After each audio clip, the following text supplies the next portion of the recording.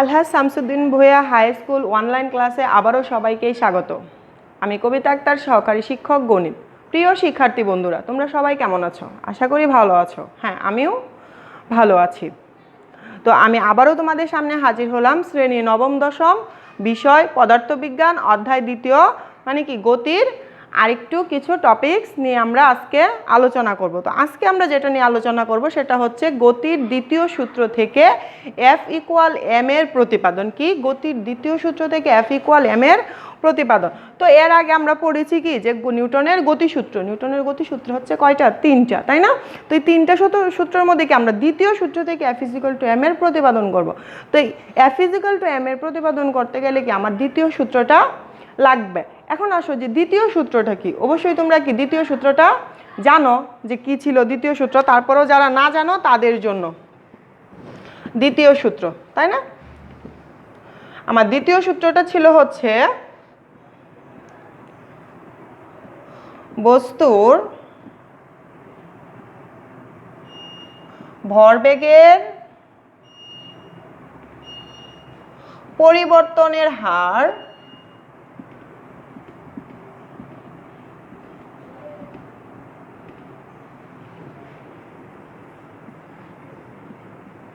এর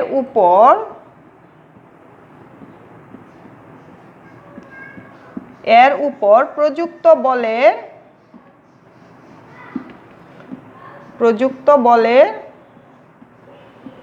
সমানুপাতিক।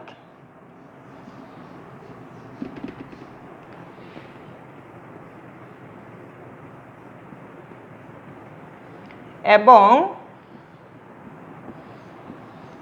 বল যেদিকে ক্রিয়া করবে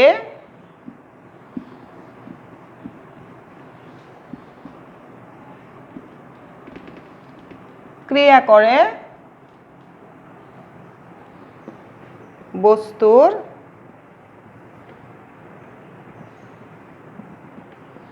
ভরবেগের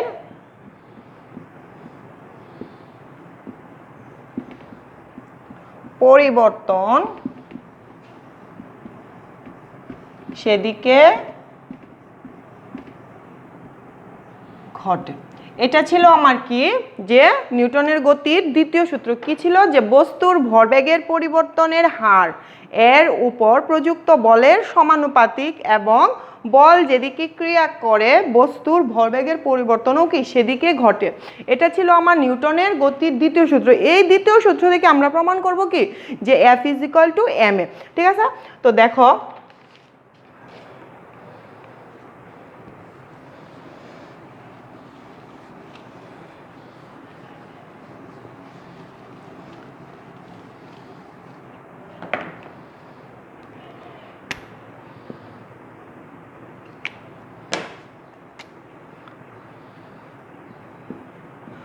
ধরা যাক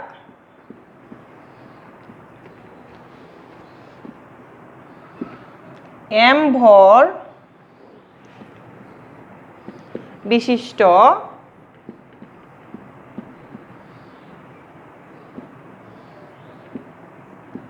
কোনো বস্তু u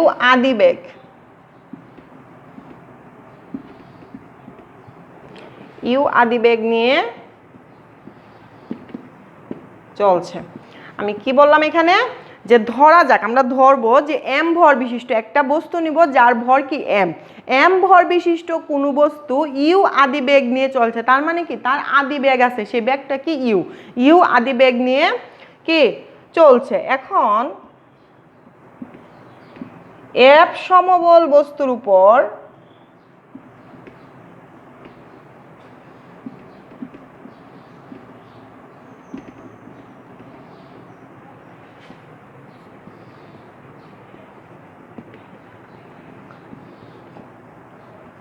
t সময় ধরে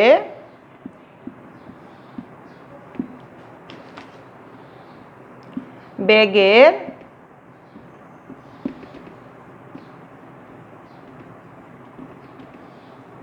অভিমুখে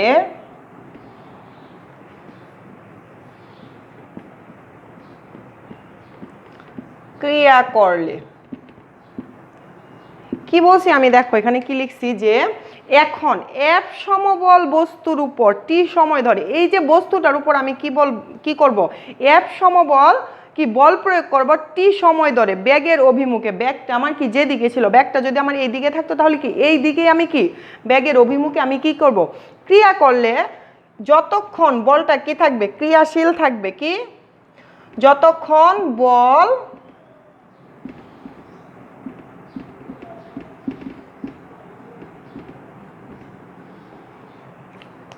ক্রিয়াশীল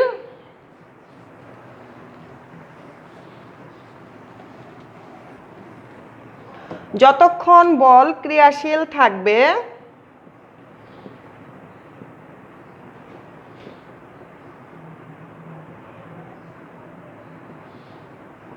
ততক্ষণ বস্তুর বেগ একই হারে বৃদ্ধি পেতে থাকবে। কি বলছি যে যতক্ষণ আমার বলটা কি থাকবে, ক্রিয়াশীল থাকবে, মানে বস্তুটার উপর আমার বলটা যতক্ষণ ক্রিয়াশীল থাকবে বস্তুর বেগটা কি থাকবে ততক্ষণে কি তার একই হারে কি থাকবে, সেটা বৃদ্ধি পেতে থাকবে।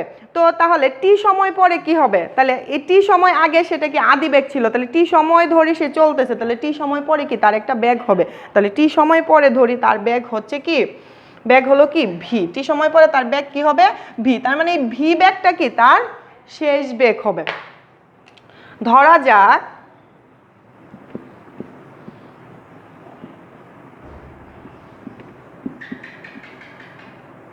টি সময় পর বস্তুর বেগ হলো কি ভি, এটা হচ্ছে আমার কি টি সময় পরে বস্তুর বেগ হচ্ছে আমার কি ভি।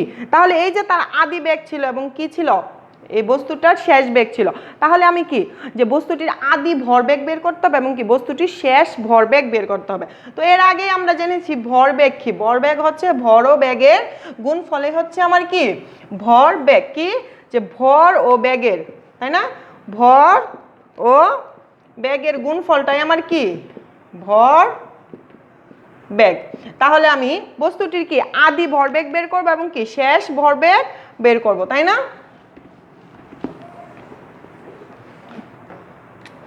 সুতরাং বস্তুটির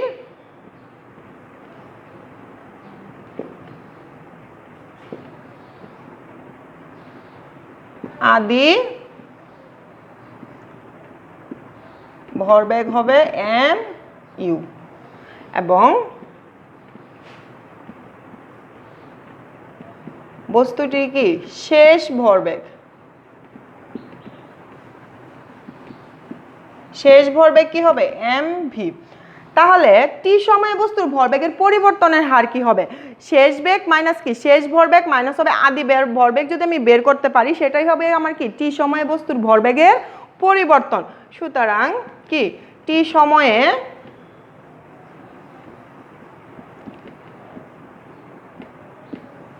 বস্তুর ভরবেগের কি পরিবর্তন, কি বলছি আমি যে শেষ ভরবেগ মাইনাস কি আদি ভরবেগ, তাহলে কি হবে এম ভি মাইনাস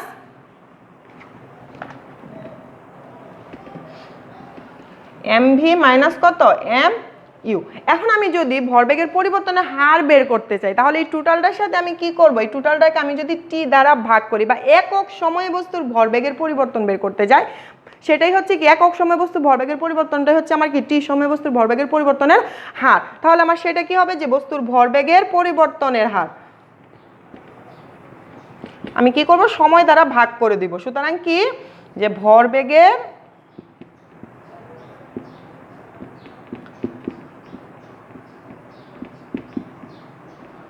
পরিবর্তনের কি হার, হারটা কি হবে M V minus M U by কত টি, আমি টি দ্বারা কি করে দিছি তাকে ভাগ করে দিছি কাকে, ভরবেগের পরিবর্তনটাকে।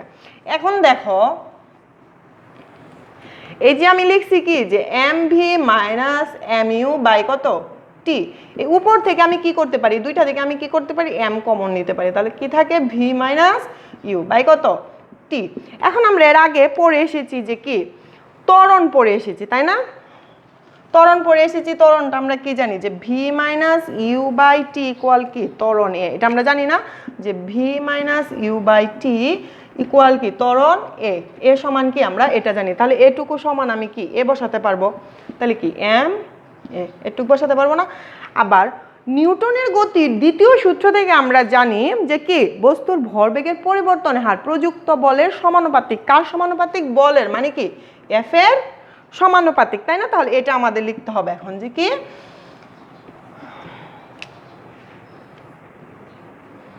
আবার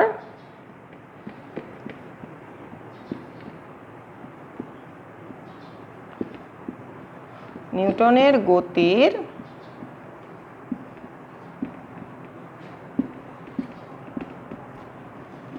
দ্বিতীয় সূত্র অনুসারে কি যে বস্তুর ভরবেগের পরিবর্তনের হার প্রযুক্ত বলের সমানুপাতিক, বস্তুর ভরবেগের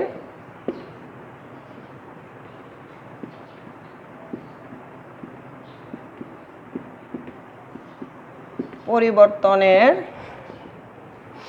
হার প্রযুক্ত বলের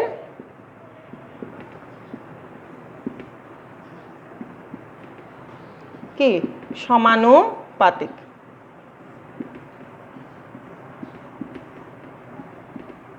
এটা না, তাহলে প্রযুক্ত বলের সমানুপাতিক, তাহলে সমানুপাতিক চিহ্ন কি, এটাকে আমরা বলি কি সমানুপাতিক চিহ্ন, এটা কি সমানুপাতিক চিহ্ন। তাহলে আমরা কি লিখতে পারি যে এম এ সমানুপাতিক কি এফ, তাই না? এম এ সমানুপাতিক কি এফ। এখন এই যদি সমানুপাতিক চিহ্নটা আমি তুলে দেই তাহলে আমি কি লিখতে পারবো যে M A is equal to কি কে এফ। তাহলে এখানে কেটা কি, কেটা হচ্ছে একটা সমানুপাতিক ধ্রুবক, এই কেটা কি, কেটা হচ্ছে একটা সমানুপাতিক ধ্রুবক। তাহলে আমি কি লিখতে পারি যে এখানে কে একটি কি সমানুপাতিক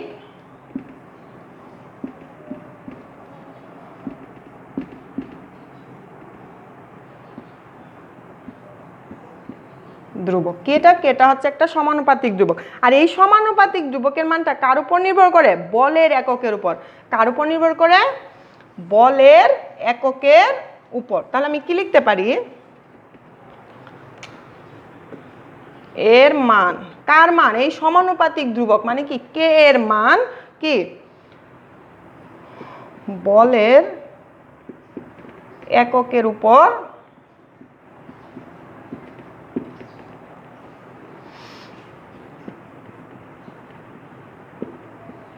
কি করে, নির্ভর করে। তো এই সমীকরণ থেকে বলের কি, এই যে আমি এটা লিখছি, এটা যদি আমি 1 নং সমীকরণ ধরি তো এটা থেকে আমি কি করব, বলের এককের সংজ্ঞা দেওয়া হয় কি এই সমীকরণ থেকে, কি এই সমীকরণ থেকে কি হয়, বলের এককের সংজ্ঞা দেওয়া হয়। তো দেখো বলের এই একককেই বলা হয় কি নিউটন। এই যে বলের এককটাকে কি বলা হয়, বলের একককে বলা হয় কি, বলের একককে বলা হয় নিউটন বা কি এন।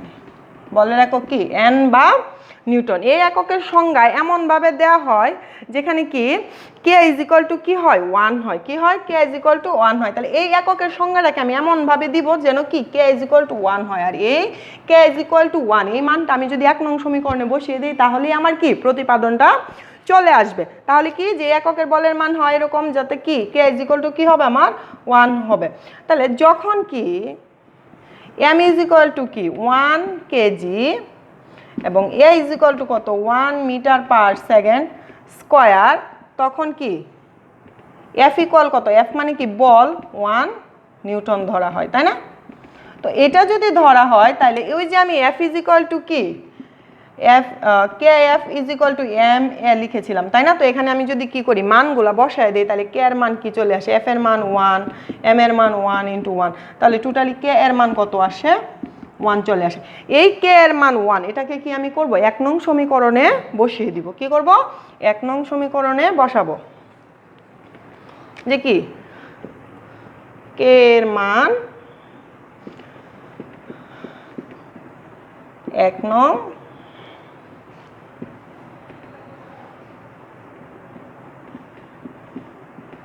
সমীকরণে কি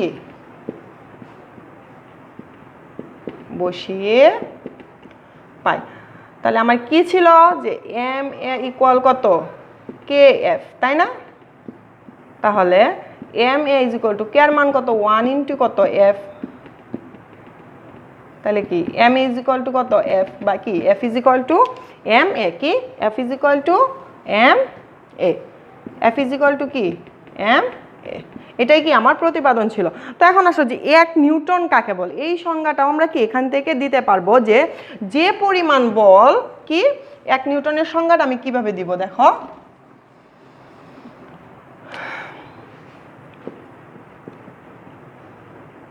যে পরিমাণ বল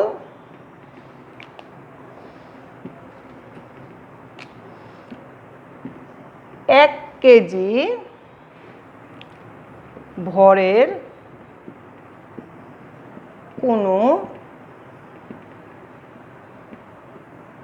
বস্তুর কি উপর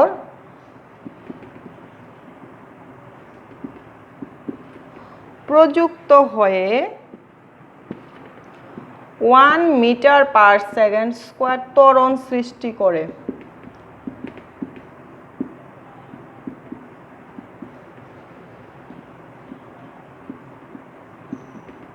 তাকে কি বলা হয়, 1 নিউটন বলা হয়। তাকে কি বলা হয়, 1 নিউটন বলা হয়। তাহলে আমরা যদি কি পরীক্ষায় যদি আমাদের কি আসে, যে 1 নিউটন কাকে বলে, তাহলে আমরা কি সংজ্ঞাটা খুব ইজিলি দিতে পারবো, যে কি যে পরিমাণ বল 1 কেজি ভরের কোনো বস্তুর উপর প্রযুক্ত হয়ে 1 মিটার পার সেকেন্ড স্কয়ার ত্বরণ সৃষ্টি করে, তাকে কি 1 নিউটন বলা হয়। তাহলে কি এই যে F is equal to M A যে আমি বের করছি, এটা কি এভাবে আসতে পারে, যে বল ইকুয়াল কি ভর ইন্টু ত্বরণ। এটা কি করো, প্রমাণ করো, বা কি দেখাও, যে বল ইজ ইকুয়াল টু ভর ইন্টু কি ত্বরণ। এটা কি এভাবে আমার আসতে পারে। তো এই ছিল আমার কি, যে F is equal to M এর কি সম্পর্কের প্রতিপাদন। এখন আসলে আমরা একটু জড়তা নিয়ে কথা বলি। কি জড়তা, জড়তাটা আসলে কি, জড়তা হচ্ছে তোমার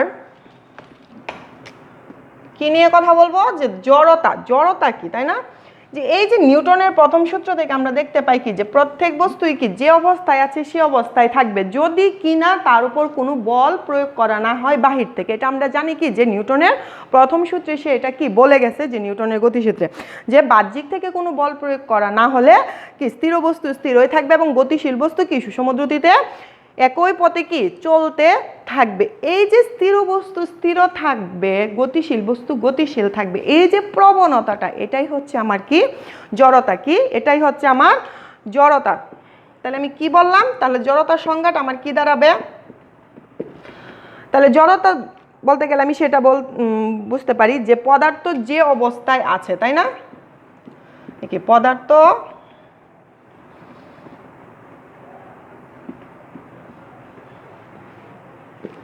যে অবস্থায় থাকে, সেটা কি আমার গতিও হইতে পারে, গতিশীলও হইতে পারে, আবার কি স্থিরও হইতে পারে, তাই না? পদার্থ যে অবস্থায় থাকে সে অবস্থায় থাকতে চাওয়ার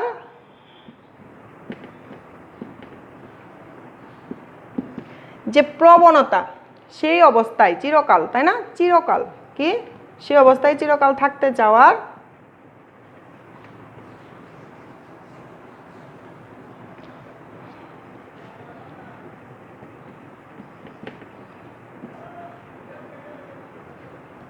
থাকতে চাওয়ার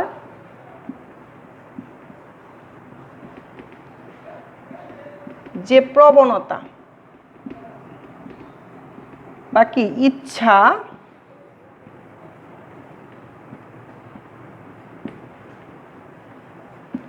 তাকে আমরা কি বলবো? তাকে জড়তা বলে, তাই না? এই হচ্ছে আমার কি জড়তা বা ইনারশিয়া। জড়তার ইংরেজি কি? ইনারশিয়া। এই হচ্ছে আমার কি জড়তা। তো এই ছিল আমাদের আজকের ক্লাস। এই ক্লাসের মাধ্যমে আমরা কি গতির প্রায় শেষ, তাই না? তো আর কি বাকি আছে আমাদের? গতির আমাদের কিছু কি অঙ্ক বাকি আছে। তো আমরা আরেকটা ক্লাস অঙ্কের মাধ্যমে নিয়ে আমরা এই গতির চ্যাপ্টার টোটালি শেষ করব। সে পর্যন্ত তোমরা ভালো থেকো, সুস্থ থাকো এবং কি আমার জন্য দোয়া করো যেন ভালো থাকতে পারি। তো সবাই স্বাস্থ্যবিধি মেনে চলবা, সচেতনতা অবলম্বন করবা। সবাইকেই ধন্যবাদ। আল্লাহ হাফেজ।